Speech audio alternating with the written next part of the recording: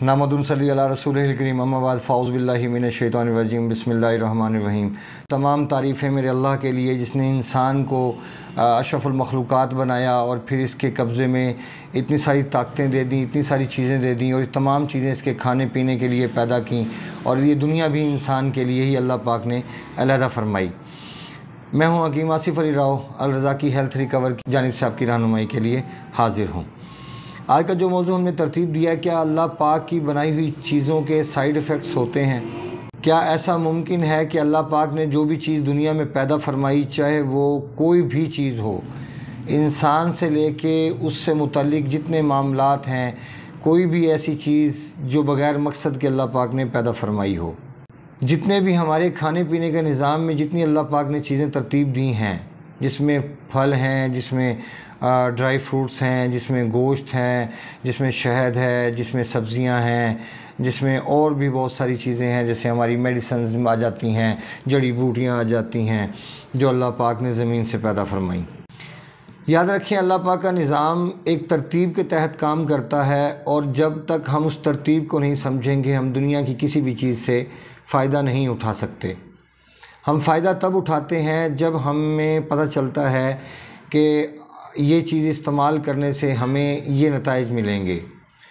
जैसे मैं एग्ज़ाम्पल देता हूँ कि अगर कोई इंसान जिसके जिस्म में हरारत पहले से ही ज़्यादा है और उसको सुजाक के मसाइल का सामना है, या उसको पीला यरकान है, या उसकी जो नाइज़ा है, नाली है, उसके अंदर शदीद तरीन जलन होती है और पेशाब कतरा कतरा जल जल के आता है, अगर ऐसी हालत में अल्लाह रब्बुल इज़्ज़त ने जो चीज़ें पैदा फरमाई हैं, जैसे आम है, जैसे खजूर है, जैसे अंजीर है, जैसे अखरोट है, अगर ऐसी हालत में आप ऐसी चीज़ों का इस्तेमाल करवाएंगे तो 100% इसके साइड इफ़ेक्ट्स मौजूद होंगे। लेकिन अगर आप इन चीज़ों का इस्तेमाल ऐसी जगह पे करते हैं जहाँ पे जिस्म में हरारत ना हो, हरारत कम हो, तो फिर इन चीज़ों के साइड इफ़ेक्ट्स नहीं होंगे। अब इसी तरह आप चल रहे जाएँ, जैसे चीनी है, जैसे केला है, जैसे सफ़ेद अनार है, जैसे दूध है, जैसे मक्खन है, ये सारी चीज़ें आप ले लें। ये सारी की सारी चीज़ें आसाब से मुतल्लिक हैं, इंसान के नर्वस सिस्टम से मुतल्लिक हैं। लेकिन अगर आप इनको ऐसी हालत में इस्तेमाल करें कि बंदे के वजूद में या तो वो तेज़ाबियत पहले से तेज़ाबियत का शिकार हो, या वो बंदा पहले से ही रतूबात का शिकार हो, उसके जिस्म में पहले ही ठंडक ज़्यादा हो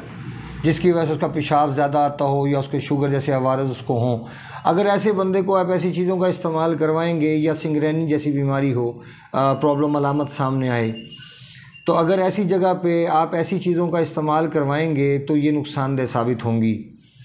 क्योंकि इस जगह पे इसके साइड इफ़ेक्ट सामने आएंगे, क्योंकि आप ठंड में ही ठंडी चीज़ों का इस्तेमाल कर रहे हैं कि एक इंसान के अंदर हरारत पहले ही कम है और आप उसको ऐसी चीज़ों का इस्तेमाल करवा रहे हैं जो ठंडी हैं, तो 100% ये भी साइड इफ़ेक्ट्स की सलाहियत रखती हैं। चाहे वो दूध है, हालांकि दूध बच्चा माँ के पेट से जब बाहर आता है, अल्लाह पाक उसको पैदा फरमाता है, तो वो मदर फीड करना शुरू करता है, सबसे पहले दूध ही वो पीना शुरू करता है। ये दूध भी ऐसी कंडीशन में पॉइज़न बन जाता है कि जब आपके जिस्म में हरारत पहले से ही कम हो।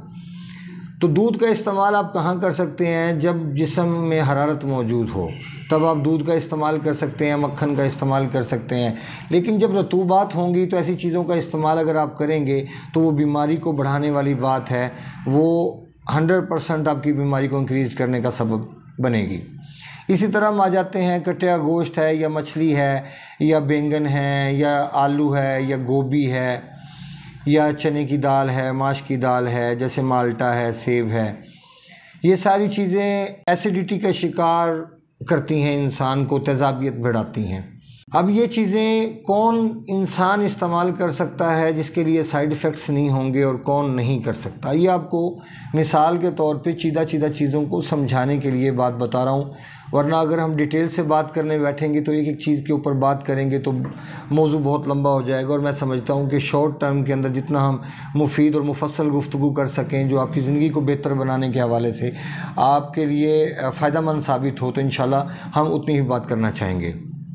अब जब हम ये चीज़ें इस्तेमाल करते हैं, या ये चीज़ें वो बंदा इस्तेमाल कर सकता है जो मैंने आपको गिनवाई, जैसे माल्टा है, जामुन है, फालसा है, सेब है, आलू बुखारा है, और उसके अलावा कटे गोश्त है, मछली है, ये सारी चीज़ें दो किस्म के लोग इस्तेमाल कर सकते हैं जिनके लिए ये साइड इफ़ेक्ट्स नहीं रखेंगी। लेकिन अगर तेज़ाबियत वाला पेशेंट ऐसी चीज़ों का इस्तेमाल करेगा तो 100% उसके नुकसानात का सामना उसको करना पड़ेगा, क्योंकि अल्लाह रब्बुल इज़्ज़त ने जो कानून बनाया हम उसके मोहताज हैं, ना कि कानून हमारा मोहताज है। अगर हम सीधा रास्ता इख्तियार करें तो हम मौत के अलावा हर चीज़ पर काबू पा सकते हैं, चाहे वो दुनिया की कोई तकलीफ़ क्यों ना हो, चाहे वो कोरोना ही क्यों ना हो। अब कोरोना के ऊपर भी इंशाल्लाह हम एक और अलग वीडियो तरतीब देते हैं, जो अभी तक के एनालिसिस हैं इंशाल्लाह वो आपके सामने पेश किए जाएंगे। ये जो चीज़ें मैंने आपको एक्सप्लेन की, अगर जिस्म में हरारत मौजूद है, बैलेंस हरारत, तेज़ाबियत नहीं है, और हरारत है, भूख अच्छी लगती है, हाजमा अच्छा है, गैस पैदा नहीं होती, तो ऐसा इंसान ऐसी चीज़ों का इस्तेमाल करेगा तो साइड इफ़ेक्ट्स नहीं रखेंगी। और दूसरा शख्स वो जो रतूबात का शिकार है, जिसके जिस्म में रतूबात बढ़ चुकी हैं, जिस्म में रतूबात का इज्तमा हो चुका है, जिस्म में ठंड बढ़ चुकी है, नर्वस सिस्टम एक्टिव है, जिस्म में ठंडक ज़्यादा है और यूरिन का कलर वाइट है और ज़्यादा मिकदार में आता है,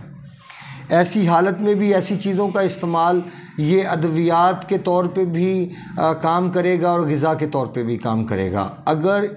इन चीज़ों का इस्तेमाल ऐसा इंसान करता है जिसके जिस्म में रतूबात ज़्यादा है, तो उसके लिए ये अद्वियात बतौर अद्वियात भी काम करेंगी ये चीज़, और ग़िज़ा के तौर पे भी काम करेंगी,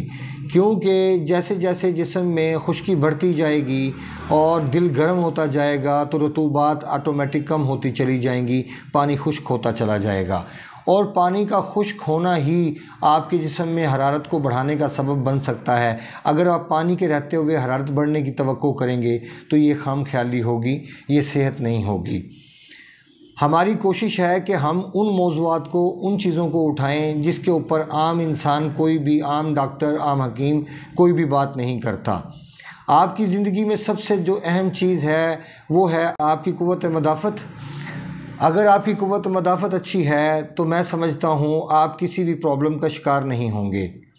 लेकिन अगर आप अपनी क़ुव्वत मदाफ़त को लूज़ कर बैठते हैं अपनी हरकतों की वजह से या अपने गलत फ़ैसलों की वजह से, जो चीज़ें आप इस्तेमाल करते हैं, तो फिर बहुत मुश्किल हो जाएगा कि आप सेहत को हासिल कर सकें।